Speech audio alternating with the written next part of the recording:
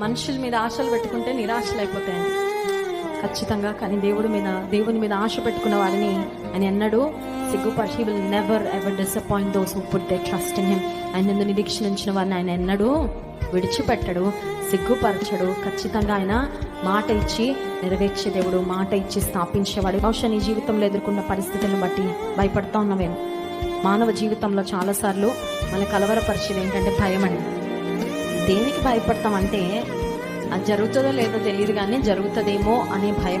కొన్నిసార్లు వి fear the worst, చాలా worst జరిగిపోద్దేమో, చాలా కీడు జరిగిపోద్దేమో, చాలా అపాయం వచ్చేస్తుందేమో, చాలా భయంకరమైన స్థితిలోకి నా జీవితం వెళ్ళిపోద్దేమో అని భయపడిపోతూ ఉంటాం. కానీ ఉదయకాల సమయంలో నీకు నాకు ఆ భయము దేవుని వాగ్దానమే. దేవుడు చేసిన వాగ్దానము, మహోన్నతిని చాటును నివసించువాడు సర్వశక్తిని నీడను ఆయన చాటుకి వెళ్ళిపోవడం. అంతే.